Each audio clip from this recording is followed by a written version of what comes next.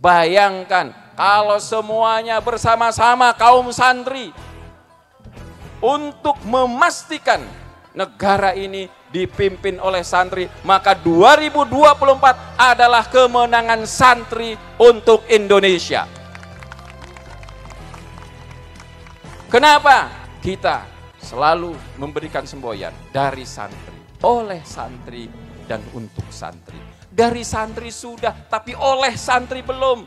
Sudah saatnya negara ini dipimpin oleh para santri agar para pemimpin di negeri ini merupakan pemimpin yang bermoral, pemimpin yang peduli kepada rakyat kecil, pemimpin yang peduli kepada kaum santri dan kaum pesantren. Kita sudah tahu, data hari ini menunjukkan 82% kekayaan negara kita dikuasai oleh 18 orang saja, bukan santri.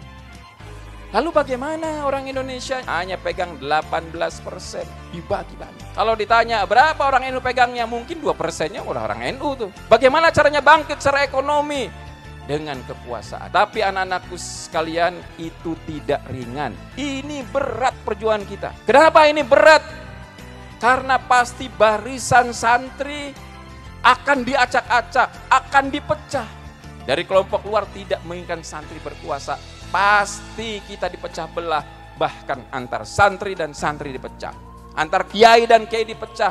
Maka harus muncul, wahai kaum santri nasional, kalian harus sadar, ayo bersatu padu. Kita memiliki jalan perubahan. Santri harus berubah, pesantren berubah, rakyat harus berubah, keadilan harus ditegakkan. Dan perubahan itu harus kita lakukan hari ini dengan satu kalimat, al-ukhuwah wal wihdah, dengan cara mengikat persaudaraan sesama santri, sesama kaum muslimin dalam ikatan persatuan. Persaudaraan dan persatuan harus tumbuh minimal di santri dulu. Kalau santri bersatu, selesai kita ini.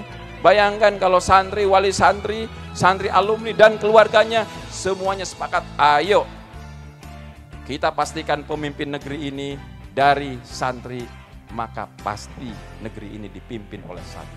Maka anak-anakku sekalian, saya menyampaikan, kalau ada orang ngaku santri tapi tidak peduli dengan kepemimpinan nasional dari santri, tidak mau memilih santri, perlu dipertanyakan kesantriannya.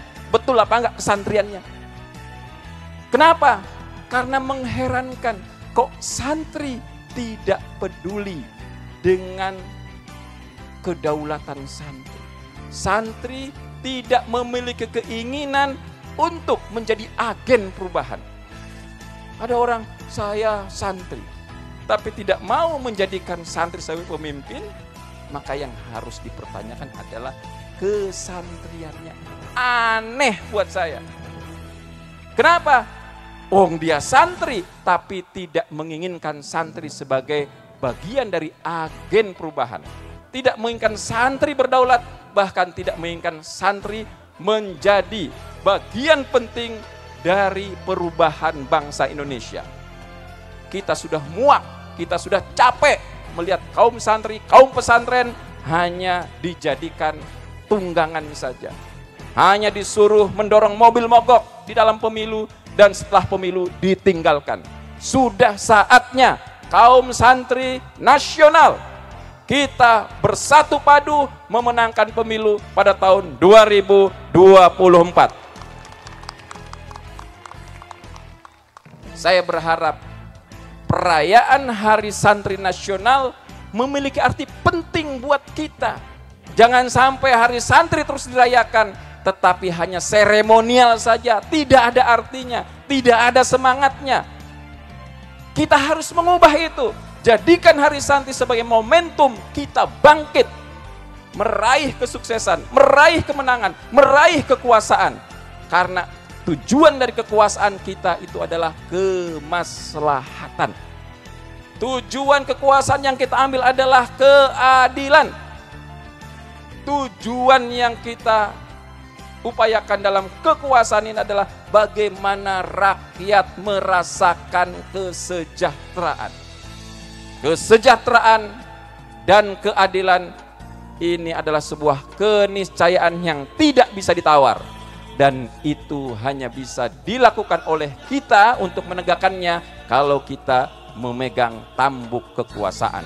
Kalau kaum santri berkuasa, insya Allah akan menegakkan keadilan sebagai perintah dari agama. I'dilu huwa aqrabu littaqwa.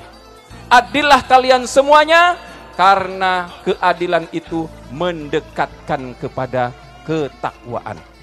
Semangat ini. Hari ini pada Hari Santri Nasional kita berdoa mudah-mudahan ke depan kepemimpinan di Indonesia akan dipimpin oleh para santri yang berkomitmen tinggi untuk menegakkan keadilan dan kesejahteraan untuk seluruh rakyat Indonesia. Ini bukan sedang kampanye, ini sedang menumbuhkan kesadaran pada kita komunitas santri. Saya bukan jurkam, saya bukan bagian dari partai, saya bukan dari bagian kekuatan politik tertentu, tapi saya punya kesadaran bahwa saatnya kita kaum santri bangkit. Saatnya kaum Nahdien bangkit. Dan itu tidak dengan hal yang remeh-temeh, ecek-ecek. Hanya bicara tentang seminar, peradaban dunia, ini dan itu. Itu gak ada manfaatnya. Kalau kita mau bangkit, syaratnya satu, rebut kekuasaan. Bukan mengadakan seminar internasional, bicara tentang peradaban dunia. Para ulama dulu berjuang sejak tahun 1500 sampai 1945. Apa? Mereka pengen merdeka, mereka pengen bebas. Karena dengan kemerdekaan, mereka bisa menegakkan keadilan dan kesejahteraan. Hari ini apa yang kita lihat? Ada ketidakadilan. Bagaimana tidak? 82% kekayaan kita dimiliki bukan oleh kita umat Islam, bukan oleh kita kaum santri. Ini ada keadilan yang terstruktur, masif. Kenapa? Karena selama ini kekuasaan tidak berpihak kepada kita. Maka sudah saatnya momentum 2024 kita ambil untuk melakukan perubahan untuk Indonesia yang lebih baik.